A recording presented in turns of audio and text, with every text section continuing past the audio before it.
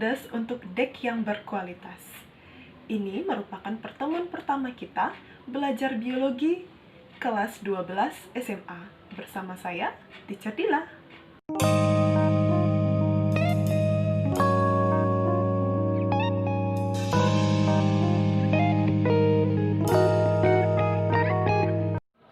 Di pertemuan ini sedikit memberikan motivasi bahwa sekarang Ananda sudah berada di tingkat akhir SMA. Teacher harap Ananda bisa memahami materi selama setahun ini dengan baik, kemudian bisa lulus dengan hasil yang memuaskan. Sekarang kita masuk pada bab 1 di pembelajaran biologi SMA kelas 12, yaitu tentang pertumbuhan dan perkembangan. Untuk memahami tentang perbedaan dari pertumbuhan dan perkembangan beserta ciri-cirinya, mari kita simak. Pertumbuhan adalah proses pertambahan volume sel dan jumlah sel secara irreversibel dan dapat diukur secara kuantitatif.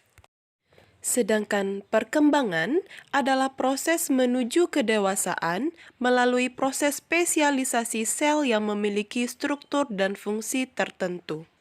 Perkembangan tidak dapat diukur, namun dapat dinyatakan dengan perubahan bentuk dan tingkat kedewasaan. Berikut merupakan contoh dari pertumbuhan dan perkembangan.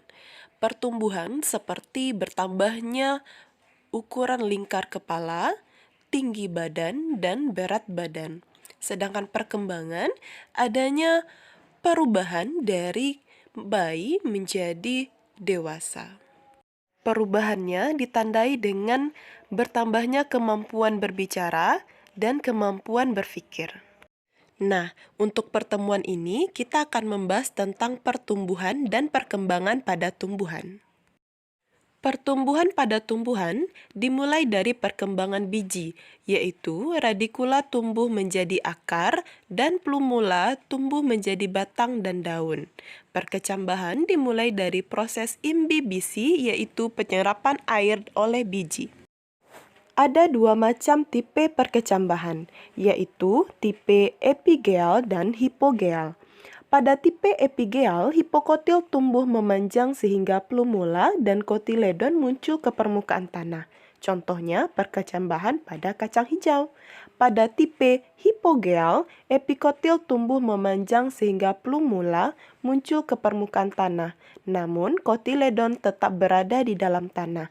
Contohnya perkecambahan pada kacang kapri. Sekarang, perhatikan gambar berikut ini. Pada tipe epigeal, kotiledon muncul ke permukaan tanah. Sedangkan pada tipe hipogeal, kotiledon tetap berada di dalam tanah. Selanjutnya, tumbuhan mengalami pertumbuhan primer dan sekunder. Pertumbuhan primer disebabkan oleh aktivitas sel-sel meristem di ujung akar dan ujung batang. Pertumbuhan primer menyebabkan akar dan batang tumbuh memanjang.